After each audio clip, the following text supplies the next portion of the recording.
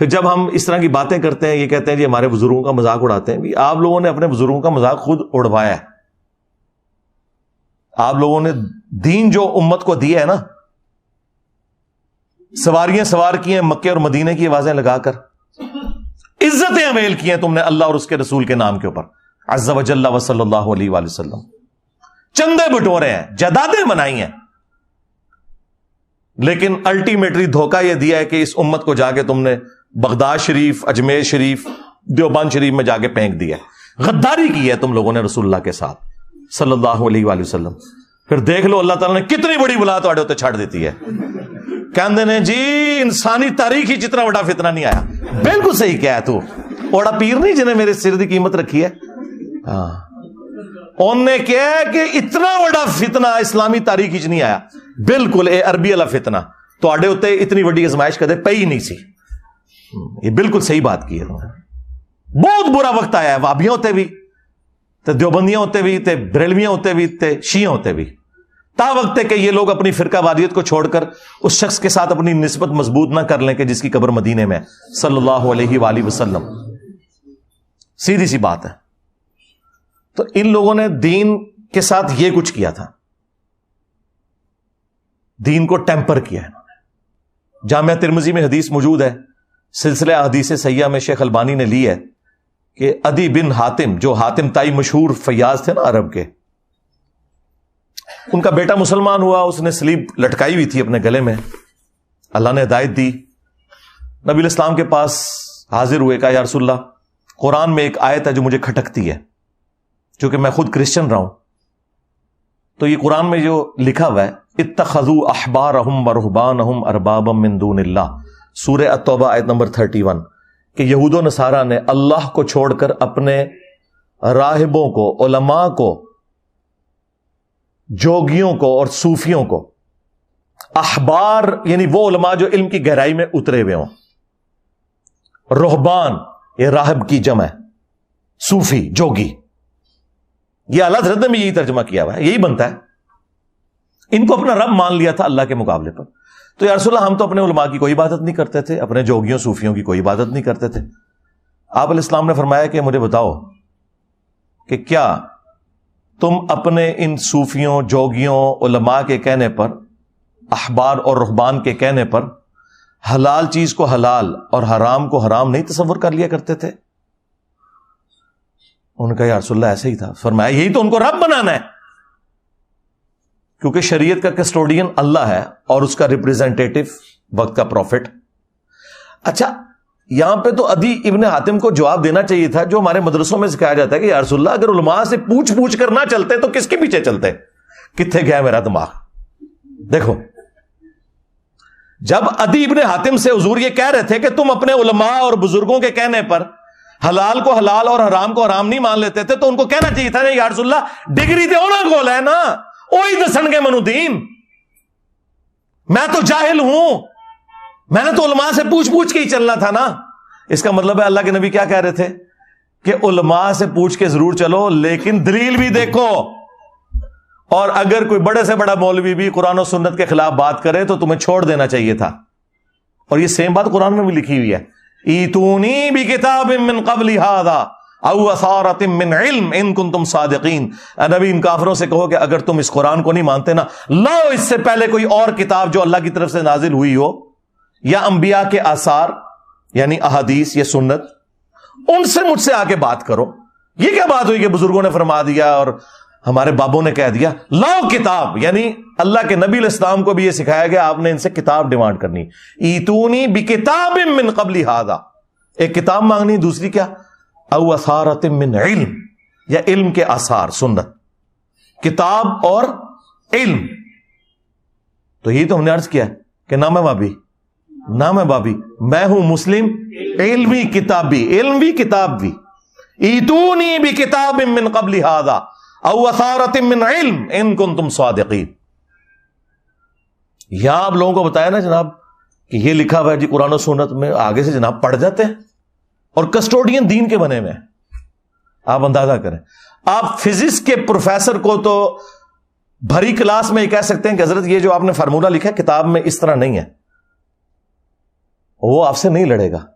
وہ کہے گا thank you بیٹا. مولوی کیا کہے گا؟ پھینک دیو. مولوی کا ایٹیچیوڈ کیا ہوگا؟ آپ کو علماء سے بات کرنے کا طریقہ ہی نہیں آتا. نال 3-4 ویسے ہی پڑتی کیتے انہوں نے سجے کھبے. یا پھر اینڈ پہ جب زیادہ غصہ آئے گا نا, آپ ذرا کمرے میں تشریف لیں. واہ واہ, اللہ دے بندے ہو, تقریرا کر دو باہر اوپر مجمع سوال پوچھنے سے کمرے میں تشریف لیں. کوئی جواب ہی نہیں آتا ہوتا. اور کمرے چ نہ جانا, مہربانی کریے. انہوں کو تقریر باہر کی تھی جنا تو جواب بھی باہر دو گے. ہمیں تو بڑا بتایا کہ حضرت عمر سے پبلکلی لوگوں نے جب پوچھا حضرت سلمان فارسی نے کہ آپ نے کرتا کیسے سلوایا ہے, وہ کمرے میں جا کے تو نہیں پوچھا تھا, تقریرا کر دو باہر تے سوال دے دو جواب اندر. تو یہ ان کا ایٹیچیوڈ قرآن و سنت کے بالکل منافی ہے. ان کا کوئی لینا دینا نہیں میرے بھائی. یہ افسوس کی بات ہے کہ اگر آپ کو اچھے نان چاہیے تو 10 نان بھائیوں کے پاس جائیں تو کوئی ایک اچھا مل ہی جائے گا. اچھا کپڑا چاہیے تو 10 دکانوں پہ پھریں, ایک آدھ اچھا کپڑا کی دکان مل ہی جائے گی. لیکن آپ 10 مدرسے گھومیں نا اور آپ کہ مجھے کوئی دین مل جائے صحیح والا, تو افسوس کے ساتھ دین آپ کو مدرسے سے نہیں مل رہا ہوگا. دین آپ کو ڈاکٹر اسرار سے مل رہا ہوگا, مولانا مودودی سے مل رہا ہوگا, احمد دیداس سے مل رہا ہوگا. یہ کتنا بڑا علمی ہے. بس یہ وہی ہے جو صحابہ کرام کو بھی اللہ تعالیٰ نے دھمکی لگائی تھی, اگر تم نے دین کا کام چھوڑ دیا تو ہم تمہیں ختم کر کے پھر ایسی امت لے آئیں گے وہ کسی ملامت کرنے والے کی پرواہ بھی نہیں کرے گی. وہ اس کی کمٹمنٹ اللہ کے ساتھ ہوگی. تسی تو شاہی کوئی نہیں ہو. اور میرا تو یہی خیال ہے کہ یہ مولویوں سے اللہ نے ہاتھ اٹھا لیا. پہلے تو صرف ہاتھ اٹھایا سی نا, ہوں جناب میرے ہاتھ کے ذریعے گاٹے پکڑوا لینا. صرف پہلے ہاتھ چکیا ہوا سی. اللہ تعالیٰ اپنے بندوں سے کام لیتا ہے جی دین کا. اس طرح دستاریں پہن کر, جبوں اور کبوں سے مشکل عربی الفاظ بول کر, عربی اشعار پڑھ کے, یہ اس طرح کو دنیا میں نہ تبدیلی آتی ہے, نہ اللہ تعالیٰ کو اس طرح کے مسلمان مطلوب ہیں کہ وہ اس قسم کی روش کو اختیار کریں کہ ہمیشہ پرابلم اینڈ کے اوپر کھڑے ہوں. آپ دنیاوی پروفیسر سے پوچھتے ہوئے نہیں ڈرتے, ان سے آپ ڈرتے ہیں. اور پھر ان کے اندر تکبر دیکھیں کتنا بھرا ہوا ہوتا ہے, کتنا تکبر ان کے اندر بھرا ہوتا ہے. ان کے پاس آخری اربا پتہ کیا ہوتا ہے؟ اور جی آپ کے پاس تو ڈگری نہیں ہے, آپ بات ہی نہیں کر سکتے. اور اپنی ڈگری کا ان کا یہ حال ہے کہ دیوبند کے مفتی کو بریلویوں کا بچہ بھی کہتا ہے گستاخ رسول نے جنمی اے تہاڈی کتے دی بھی اوقات نہیں تہاڈی ڈگری دی. جب ایک عام بریلوی دیوبندیوں کے مفتی کو کہہ دے کہ یہ جنمی اور گستاخ ہے, ڈگری کیا وہ تو اسے مسلمان بھی ماننے کے لیے تیار نہیں ہے, تو یہ اوقات ہے. اور ایک عام دیوبندی ڈاکٹر طیب القادری صاحب کو کیا ولی اللہ مانتا ہے, عالم مانتا ہے, گمراہ کہتے ہیں. بریلویوں کے بزرگوں کو گمراہ کہتے ہیں. تو یہ ٹوٹل ان کی ڈگری کی اوقات ہے کہ ایک دوسرے کو گمراہ سمجھتے ہیں. اور یہ نہ سمجھیے گا کہ یہ آج کے لوگوں کا حال ہے, پرانے بھی یہی کچھ تھے. ہمارے کراچی کے مفتی صاحب, ان سے اب ہماری دوستی ہو گئی ہے, تو وہ اگلے زمانوں میں کہا کرتے تھے کہ نہیں یہ بعد والے لوگوں نے جھگڑے ڈالے ہیں, اگلے جو علماء گزر چکے وہ آپس میں شیر و شکر تھے. ہم نے کہا شیر و شکر نہیں تھے, شیر و شکار تھے. اور خود اپنے بارے میں جو ان کے دعوے تھے, توبہ کرو. آپ اندازہ کریں, تذکرۃ الرشید میں رشید احمد گنگوئی, جسے بریلوی کہتے ہیں گند گوئی, گنگوہ علاقے کے رہنے والے تھے. یہ 3 بڑے بابے ہیں نا دیوبندیوں کے, رشید احمد گنگوئی, اشرف علی تھانوی اور قاسم نانوتوی, جو مدرسہ دیوبند کے بانی تھے. تو رشید احمد گنگوئی کے بارے میں تذکرۃ الرشید میں ان کے اپنے مرید لکھتے ہیں کہ حضرت جو ہیں وہ اکثر یہ فرمایا کرتے تھے کہ میں اللہ کی قسم اٹھا کر کہتا ہوں. اندازہ کریں ذرا آپ, یہ خالی عبد القادر جیلانی کے دعوے نہیں ہیں, یہ ان کے بھی دعوے ہیں کہ حق وہ ہے جو رشید کی زبان سے نکلتا ہے.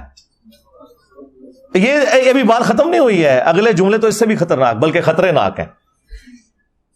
آپ کی کانپیں ٹانگ جائیں گی اس سے. حق وہی ہے, سن لو, حق وہی ہے جو رشید کی میری زبان سے نکلتا ہے, اور میں قسمیاں کہتا ہوں میں کچھ نہیں ہوں مگر یہ کہ اس زمانے میں لوگوں کی نجات موقوف ہے صرف میری اتباع کے اوپر. ہاں جی ہاں جی. لوگوں کو کہتے ہیں جی بڑا تکبر ہے.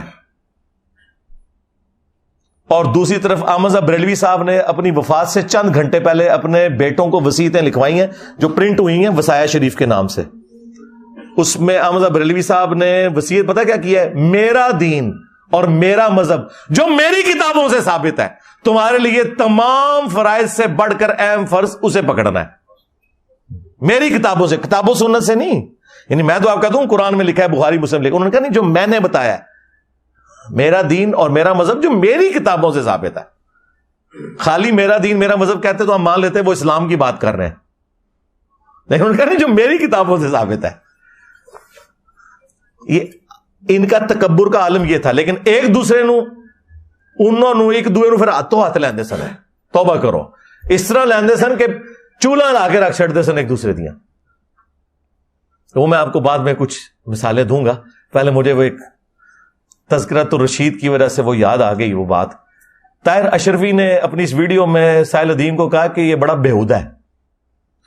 تو میں پھر طاہر اشرفی صاحب کو بتاتا ہوں کہ بےہودگی کن لوگوں کے اندر ہے. ہائے ہائے ہائے ہائے. اشرف تھانوی صاحب نے کتاب لکھی ارواح ثلاثہ، 3 اولیاء کی کرامات جو اپنے بزرگوں کو انہوں نے ڈکلیئر کیا ہے.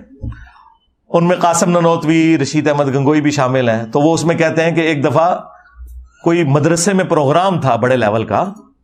آج کل کے مفتی تو چھپ کے ان کی ویڈیو بنتے ہیں نا، یہ وہ ویڈیو ہے جو پبلکلی بنی ہوئی ہے، سی سی ٹی وی میں نہیں ہے. اور اس کے راوی ایک سکہ اور صدوق دیوبندی عالم اشرف تھانوی صاحب ارواح ثلاثہ میں لکھتے ہیں. وہ کہتے ہیں کہ جی ایک دفعہ کوئی مجمع تھا ہمارے مدرسے کے اندر، تو مولانا قاسم نانوتوی کو رشید احمد گنگوئی صاحب نے پبلکلی چرپائی پہ اپنے ساتھ لٹا لیا. ہاں اچھا لٹایا. اس کے بعد انہوں نے کروٹ اپنی ان کی طرف کی اور عاشق صادق کی طرح ان کے سینے پہ ہاتھ پھیرنا شروع کر دیا. یہ لکھا ہوا ہے، نہ لکھا ہوا منہ پکڑ رہی ہو. اور اس کا وہی مطلب ہے جو آپ سمجھ رہے ہیں. ہاں یہ میں بتاؤں، اس کی وجہ یہ ہے کہ قاسم نانوتوی صاحب نے کہا کہ میاں لوگ کیا کہیں گے. ہاں میاں لوگ کیا کہیں گے. تو رشید احمد گنگوئی صاحب کہتے ہیں لوگوں کو کہنے دو جو کہتے ہیں.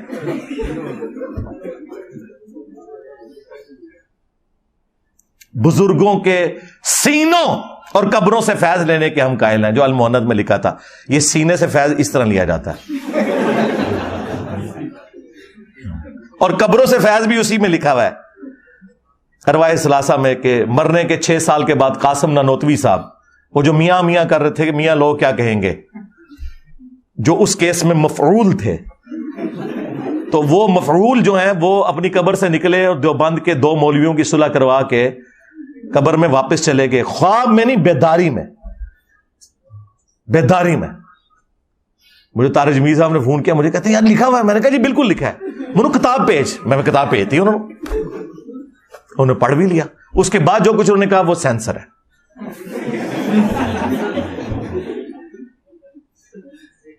تو یہ 6 سال بعد قبر سے نکلے ہیں، لیکن چونکہ نکلنے والا دیوبندی تھا لہذا توحید ہے. اگر بریلوی نکلا ہوتا تو شرک ہوتا.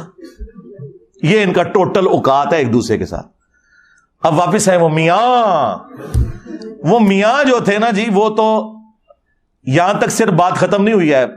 تذکرۃ الرشید سے ہی مجھے یاد آیا تھا. تو تذکرۃ الرشید میں لکھا ہے کہ ایک دفعہ رشید احمد گنگوئی صاحب نے خواب دیکھا کہ مولانا قاسم نانوتوی دلہن کی شکل میں ان کے عقد میں آئی ہیں. جی انہوں نے یہ نہیں کہا کہ میں نے اپنی دلہن جو ہے ان کی شکل میں دیکھی، نہیں، میاں قاسم جو ہے دلہن کی شکل میں میرے عقد میں آئے. پھر اگے بھی انہوں نے لکھا ہے. اور وہ اگلے والے الفاظ آپ خود پڑھ لیجئے گا. اینڈ پہ انہوں نے اس کی جو تشریح کی ہے وہ یہ ہے کہ چونکہ رشید احمد گنگوئی کے مرنے کے بعد قاسم نانوتوی نے ان کے اسٹوڈنٹس کی دیکھ بھال کرنی تھی نا، تو اس لیے اس قسم کا خواب آیا. ان کو خواب اسی قسم کے آتے ہیں. اب اشرف تھانوی نے 18 سال کی اسٹوڈنٹ کے ساتھ شادی کرنی تھی، تو اس کے ایک مرید نے خواب دیکھا، جی میں نے دیکھا کہ اماں عائشہ آپ کے گھر آئی ہیں. تو اس نے کہا کہ اس سے تشریح تو یہی بنتی ہے کہ کوئی کم سن لڑکی میرے ہاتھ لگے گی. استغفر اللہ. دیکھ رہا ماں کو ہے اور اس کی جو تشریح کر رہا ہے وہ یہ خوابوں کی تشریح بیان ہو رہی ہے بزرگوں کی. ابھی تو اشرف علی رسول اللہ والا خواب تو اپنی جگہ, اور وہ صرف خواب نہیں ہے, اس کے بعد بیداری میں بھی اس نے پڑھا. لوگ کہتے ہیں جی وہ بے اختیار تھا, جی اس بیچارے کا کیا قصور. ہم کہتے ہیں ہم اس کو نہیں کہہ رہے, ہم تو بابے کو کہہ رہے ہیں کہ بابے کو جب پتا چلا کہ اس پہ شیطان چڑھ گیا تو اس کا کام یہ نہیں تھا اسے تسلی دیتا, بلکہ یہ کہتا کہ توبہ کر, تیرے تے شیطان چڑھے. کہتے نہیں, تسلی تھی کہ تیرے پیر متبع سنت ہے, جو تو نے خواب میں بھی پڑھا اور بیداری میں بھی بے اختیار نکلا. یہ تو بے اختیار نہیں تھا. اب آ جائیں اس کی طرف جو میں نے کہا تھا نا, یہ ان کے بڑے بھی ایک دوسرے کی ڈگریوں کو نہیں مانتے تھے. حسام الحرمین میں 1905 میں احمد بریلوی صاحب نے کتاب لکھ کے علماء عرب سے فتوے لیے. اس وقت صوفی علماء تھے سلطنت عثمانیہ کے, تو وہ سارے وہ بریلوی ٹائپ عقیدے رکھتے تھے. انہوں نے کفر کے فتوے دیے علماء دیوبند کے اوپر اور غلام احمد قادیانی کے اوپر. وہ کتاب حسام الحرمین, حرمین کی تلوار, اس کے اینڈ پہ جا کے انہوں نے کنکلوڈ کیا کہ علماء دیوبند کے بارے میں کہ سب کے سب مرتد ہیں, یعنی واجب القتل ہیں, ان کے کفر میں شک کرنے والا بھی کافر ہے, اور یہ اسلام سے نکل چکے ہیں, اجماع امت ہے. اب علماء عرب نے 26 کوسچن لکھ کے دیوبند کے پاس بھیجے کہ بھئی آپ جواب دیں, تمہارے بارے میں تو احمد بریلوی نے بتایا کہ تم تو وہابی ہو. اس وقت وہابی وہاں پہ برے سمجھے جاتے تھے, آج تو حکومت ہے نا ان کی. المحنت کا پورا ٹاپک یہ ہے کہ آپ نے یہ ثابت کرنا ہے کہ آپ وہابی نہیں ہیں, آپ صوفیوں کے ماننے والے ہیں.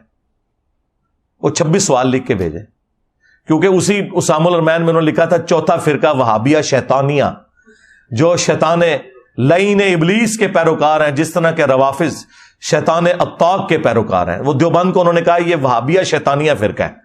وہ دیوبند کو بھی وہابی اعلی حضرت کہتے تھے نا. تو المحنت میں انہوں نے اس کے جواب دینے شروع کیے. انہوں نے کہا ہمارا کیا لینا دینا وہابیوں کے ساتھ, وہابی تو گمراہ. اور پھر انہوں نے کہا ہم تو بزرگوں کے ماننے والے ہیں, ہم فروع کے اندر امام حنیفہ کے مقلد ہیں, اور عقائد میں ہم ماتریدیہ اور اشریہ ان کو فالو کرنے والے ہیں, اور سلسلہ تصوف میں ہم چشتیہ, نقشبندیہ, قادریہ, ساروں کا انہوں نے لکھا شروع. سٹارٹ اتوں ہے. سوال پوچھے گا تسی ہے کہ انہوں نے نہ اللہ کا ذکر کیتا جے نہ رسول دا, سیدھے ہی سٹارٹ ہو جائے امام حنیفہ تو تے قادری چشتی تے ختم ہو جائے. پورے الفاظ میں کہیں ہے نہیں کہ ہم اللہ رسول کے ماننے والے ہیں. اور پھر اس میں انہوں نے کہا کہ یہ احمد بریلوی ان کی جماعت ایک شیطانی لشکر ہے جو ہم پہ حملہ آور ہوا ہے, جس طرح کے شیاطین حملہ آور ہوتے تھے انبیاء کے اوپر, یہ علماء دیوبند رضی اللہ عنہم پر حملہ آور ہوا ہے. احمد بریلوی ان کی جماعت شیطانی لشکر, کافر ہی کہا نا, ظاہر انبیاء کے اوپر جو شیاطین حملہ آور ہوتے تھے وہ کوئی مسلمان تو نہیں ہوتے تھے, کافر ہوتے تھے. پھر انہوں نے کہا آپ نے بات کی محمد بن وہاب, ہم محمد بن عبد الوہاب ان کی جماعت کو خوارج کی ایک جماعت سمجھتے ہیں, اور ہمارا وہی نظریہ ہے جو ابن عابدین شامی نے فتاوی شامی میں لکھ دیا ہے رد المختار در مختار کے حاشیے میں, کہ خوارج کی ایک جماعت ہے.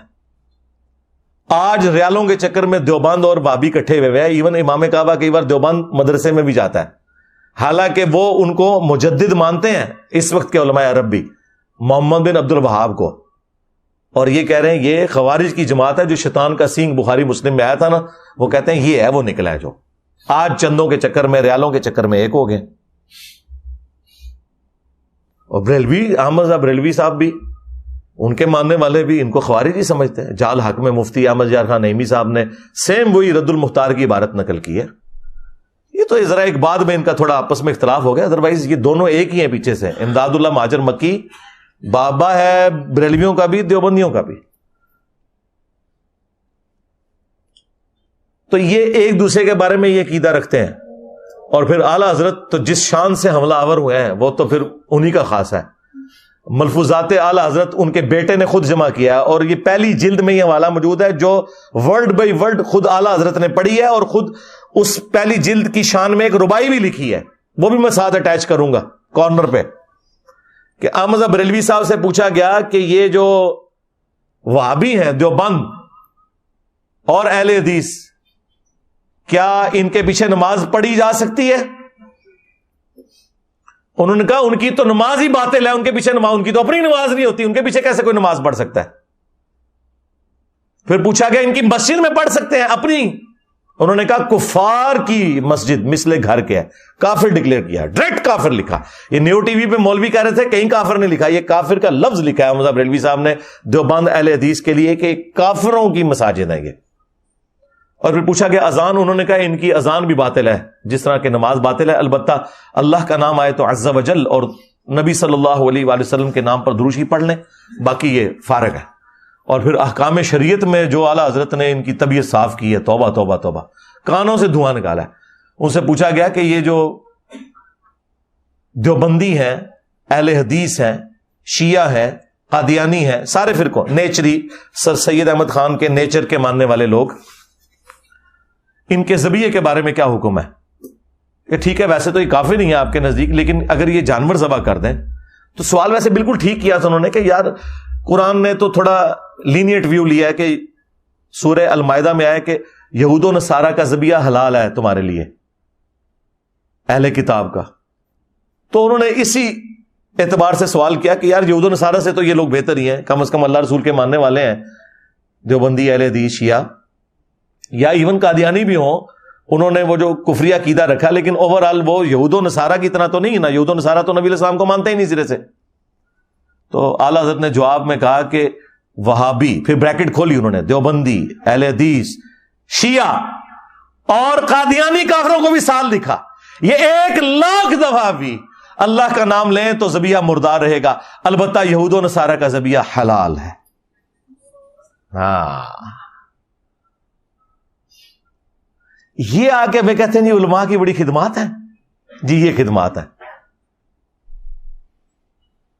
اپنے بارے میں بڑے بڑے کلیم اور دوسروں کو اس طریقے سے اٹھا کے پرے پھینکا ان لوگوں نے. یہ خدمات ہیں ان لوگوں کی. آپ کو پتا ہے یہ تو میرا فیوریٹ ٹاپک ہے، میں اس پہ بولنا شروع کروں تو ختم ہی نہیں ہوگا، بولتا چلا جاؤں. لیکن میں نے یہ ساری باتیں اس وقت موقع غنیمت جانتے ہوئے، چونکہ اس وقت یہ کرنٹ ایشو کے طور پہ چل رہی ہے، تو میں نے یہ آپ کے اندر انجیکٹ کی ہیں کہ آپ کو یہ سمجھ آ جائے کہ اصل مسئلہ امت کا یہی ہے کہ امت نے قرآن کو چھوڑ دیا، سنت کو چھوڑ دیا. یہ سلیبس بہترین تھا لیکن اس سلیبس کو جو ٹیچر سکھا رہے تھے نہ خود انہوں نے اس پہ عمل کیا اور نہ آگے یہ سکھایا. مجھے بتائیں نبی الاسلام نے حجۃ الوداع کے موقع پر جو صحیح مسلم میں حدیث ہے اس میں تو آپ نے فرمایا کہ میں اپنے بعد تم میں وہ چیز چھوڑ کر جا رہا ہوں جسے پکڑ لوگے تو کبھی گمراہ نہیں ہوگے، اور وہ اللہ کی کتاب ہے. مسلم شریف میں حجۃ الوداع کا جو خطبہ ہے اس میں صرف قرآن کا ذکر ہے. ہاں حاکم میں قرآن اور سنت آیا ہے، ظاہر سنت بھی اسی کے اندر شامل ہے. من یطع الرسول فقد اطاع اللہ، جس نے رسول کی اطاعت کی اس نے اللہ کی اطاعت کی. لیکن مسلم شریف میں صرف قرآن کا ذکر موجود ہے. نبی الاسلام کو پتا تھا کہ قرآن کو انہوں نے چھوڑ دینا. کسی بابے کا بھی ذکر نہیں کیا. یار آپ کے پاس تو وہ بابے تھے ابو بکر، عمر، عثمان و علی جو چھوڑے بھی جا سکتے تھے، لیکن آپ کو پتا تھا میں ان کو چھوڑ بھی گیا اپنے بعد تو انہوں نے بھی مر جانا ہے. 2 سال کے بعد، 2.25 سال کے بعد حضرت ابو بکر کا وہی سٹیٹس ہو گیا جو نبی الاسلام کا تھا، وہ بھی فوت ہو گئے. 12 سال کے بعد سیدنا عمر بھی شہید، 25 سال کے بعد سیدنا عثمان بھی شہید، اور 30 سال کے بعد سیدنا علی بھی شہید، اور آخری صحابی ابو طفیل عامر بن واصلہ 110 ہجری میں وہ بھی فوت ہو گئے. آج آخری صحابی کو بھی گئے ہوئے 1300 سال سے زیادہ گزر چکے ہیں، لیکن قرآن و سنت آج بھی موجود ہے. اور پھر غدیر خم کی جو حدیث مسلم شریف میں اوپر تلے 4 حدیث ہیں، جو میرا یہ دعویٰ ہے کہ اس پلانٹ ارتھ پہ قرآن کی تعریف میں سب سے زیادہ الفاظ جس صحیح حدیث میں آئے ہیں وہ مسلم شریف کی وہ 4 حدیثیں ہیں غدیر خم کی، اوپر تلے 6225 سے لے کے 6228 تک. اور یہ خطبہ حجۃ الوداع کے بھی بعد ہے. یہ 2.5 مہینے پہلے نبی الاسلام نے خطبہ دیا ہے. آپ جب مکے سے حج کر کے مدینے واپس آ رہے تھے تو خم نامی گاؤں میں آپ نے پانی کے لیے پڑاؤ کیا. اونٹ کے پالان کا ممبر تیار کیا گیا. 18 ذوالحجہ کو یہ ہوا. جو ہمارے شیعہ بھائی عید غدیر مناتے ہیں وہ دوسری ایکسٹریم پہ چلے جاتے ہیں، لیکن کچھ باتیں تو درست ہیں اس میں. نبی علیہ السلام کی گفتگو ہی کنکلوڈنگ ہے. اے لوگوں آگاہ ہو جاؤ، میں بھی ایک انسان ہوں، قریب ہے کہ اللہ کا قاصد یعنی موت کا فرشتہ میرے پاس آئے اور میں اس کی دعوت قبول کر لوں. میں اپنے بعد تم میں 2 بھاری چیزیں چھوڑ کر جا رہا ہوں. ان میں سے پہلی چیز اللہ کی کتاب ہے، اس میں ہدایت ہے، اس میں نور ہے. اللہ کی کتاب اللہ کی رسی ہے. ہاں وَاعْتَصِمُوا بِحَبْلِ اللَّهِ جَمِيعًا وَلَا تَفَرَّقُوا. رسی کی تشریح ہر بندے نے اپنی اپنی کی ہوئی تھی, اور نبی علیہ السلام نے کہا اللہ کی کتاب اللہ کی رسی ہے, جو اسے پکڑے گا ہدایت پر ہوگا, جو چھوڑ دے گا گمراہ ہو جائے گا. اور زید ابن ارقم کہتے ہیں پھر نبی علیہ السلام ہمیں ترغیب دلاتے رہے اللہ کی کتاب اللہ کی کتاب اللہ کی کتاب. اور پھر فرمایا دوسری بھاری چیز میرے اہل البیت ہیں, میں اپنے اہل البیت کے معاملے میں تمہیں اللہ کا خوف دلاتا ہوں, میں اپنے اہل البیت کے معاملے میں تمہیں اللہ کا خوف دلاتا ہوں, میں اپنے اہل البیت کے معاملے میں تمہیں اللہ کا خوف دلاتا ہوں. 3 دفعہ فرمایا, یعنی میرے بعد ان کے ساتھ حسن سلوک کرنا. لیکن امت بالکل الٹ چلی, نہ کتاب اللہ کو پکڑا ہدایت کے لیے اور نہ اہل البیت کو زندہ چھوڑا, بالکل الٹ چلی. اللہ کے فضل سے یہ پلیٹ فارم غدیر خم پہ کھڑا ہے. توحید قرآن والی بیان ہو رہی ہے اور اہل البیت کا وہ دفاع ہو رہا ہے جو کبھی شیعان علی نے بھی نہیں کیا, سو کالڈ شیعان علی.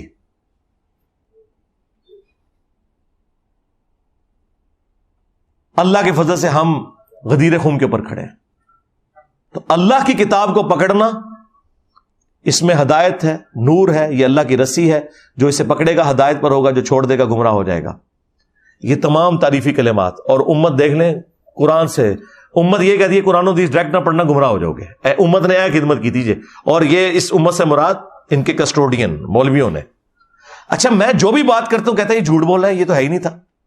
میں نے کہا کہ یہ لوگ کہتے تھے کہ بغلوں میں بت رکھ کے آتے تھے, رفع الیدین ہوتا تھا, اس لیے یہ انہوں نے جھوٹ مشہور کیا تھا. یہ کہتے ہیں ہم نے کبھی نہیں کہا.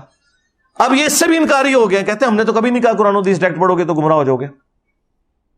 ہر چیز سے انکاری ہو رہا ہے. چلو ان پڑھانا شروع کر دو.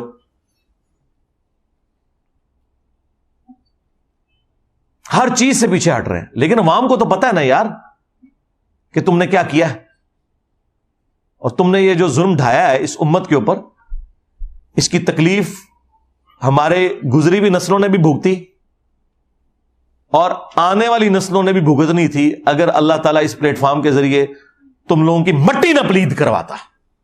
اب تو میں یہ کہہ سکتا ہوں کہ تمہاری مٹی پلید کروائی ہے جو کچھ تم نے کیا تھا اس امت کے ساتھ.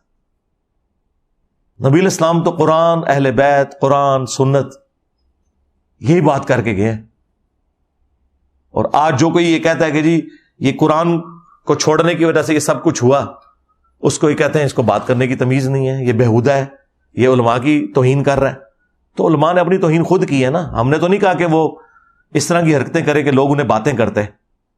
پہلے تو لوگ ڈرتے ہوئے بولتے نہیں تھے نا. یہ تو آج یہ آپ کو جو اتنی لمبی زبانیں لوگوں کی نظر آ رہی ہیں نا, یہ ہماری وجہ سے لوگوں کو ہمت ہوئی ہے کہ یہ ان جو وقت کے خدا بنے ہوئے تھے, یہ لوگ زمینی خدا بنے ہوئے تھے انورٹڈ کاماس کے اندر, نعوذ باللہ من ذالک, ان کو للکارا ہے اللہ کے فضل سے.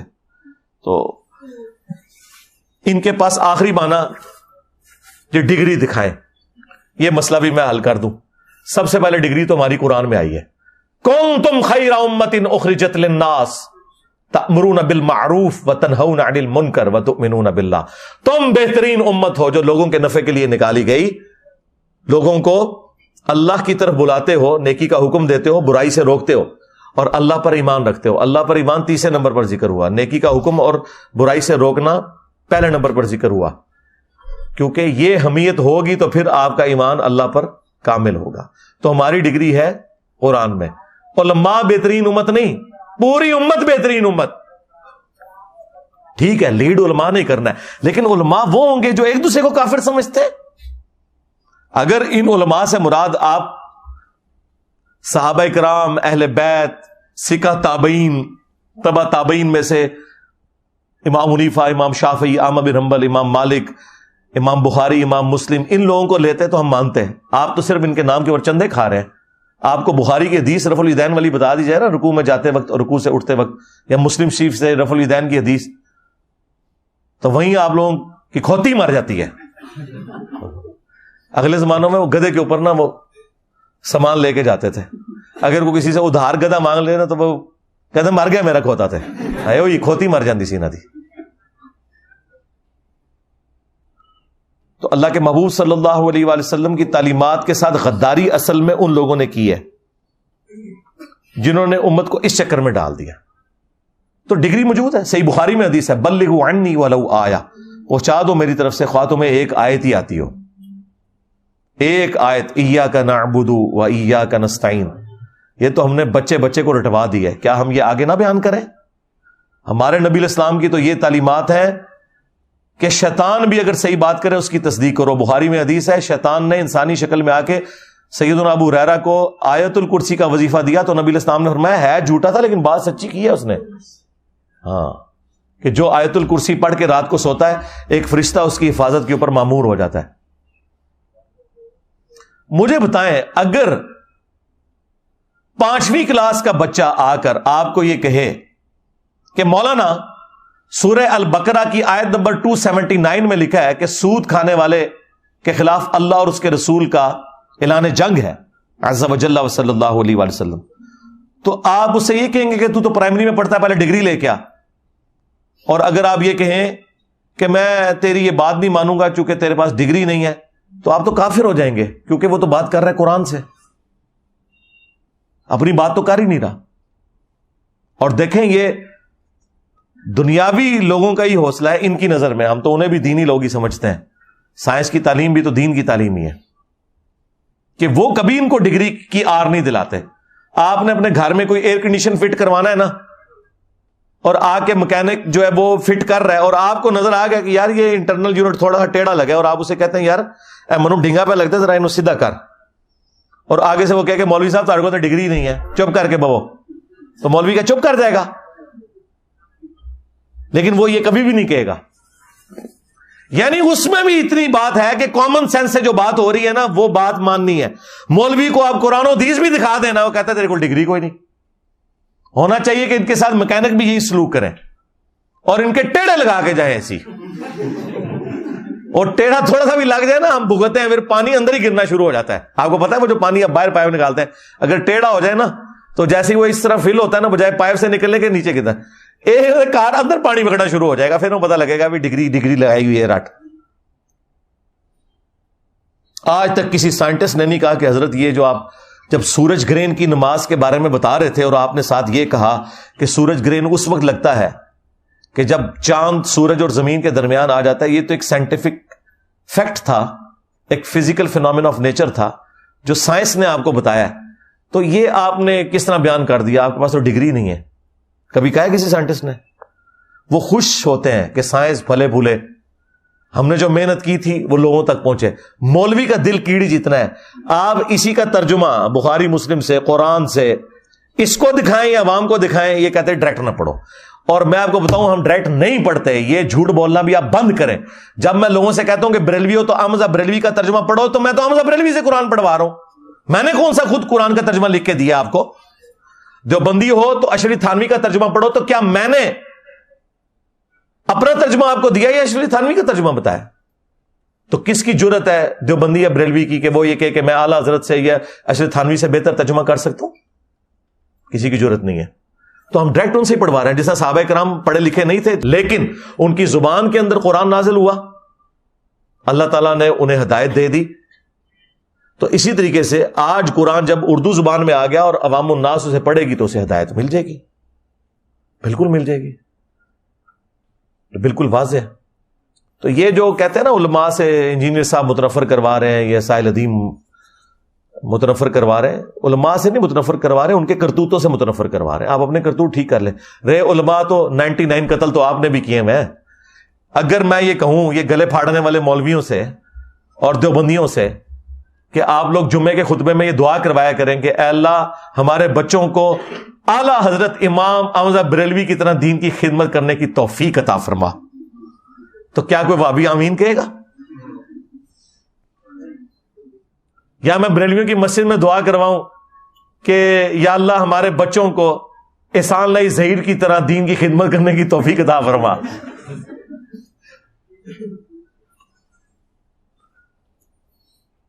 تو پھر علماء کو تو آپ خود نہیں مانتے. یہ کہتے ہیں ہمارا فرقہ, ہمارے بابے, ہمارے بزرگ, ان کے پیچھے چلنے کی توفیق دے. تو یہ تو سرکار نہیں ہو سکتا, وہ فرقوں کے بزرگ ہیں, دین اسلام کے نہیں ہیں, وہ فرقوں کے بزرگ ہیں.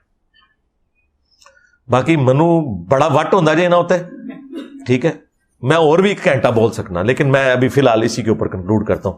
صلو علی محمد وآل محمد، اللہم صلی علی محمد وعلی آل محمد واصحاب محمد وازواج محمد وامت محمد اجمعین الی یوم الدین، آمین.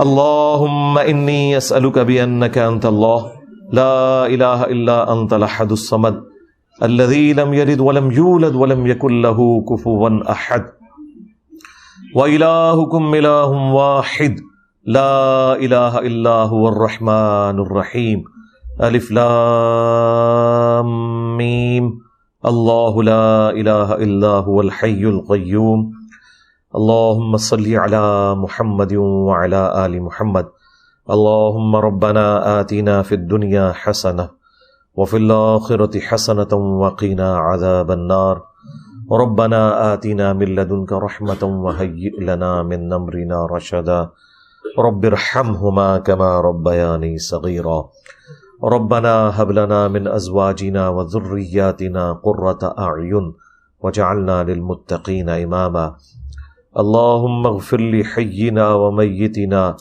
وشاهدنا وغائبنا وصغيرنا وكبيرنا وذكرنا وانثانا اللهم من احييته منا فاحيه على الاسلام ومن توفيته منا فتوفه على الايمان. اے اللہ، جن جن بھلائیوں کا سوال تیرے محبوب صلی اللہ علیہ وآلہ وسلم نے تجھ سے کیا، ہمارے حق میں، ہمارے ماں باپ کے حق میں، ہمارے بیوی بچوں کے حق میں، پوری امت کے حق میں قبول منظور فرما. جن جن چیزوں کے شر سے تیرے محبوب علیہ السلام نے تیری پناہ طلب کی، تمام مسلمانوں کو ان چیزوں کے شر سے اپنی پناہ عطا فرما. بالخصوص انڈیا، کشمیر، فلسطین، چائنا، یمن، عراق، شام، جہاں کے بھی مسلمان پریشانی کے عالم میں، اے اللہ غیب سے ان کی عزت، آبرو، جان و مال کی حفاظت فرما.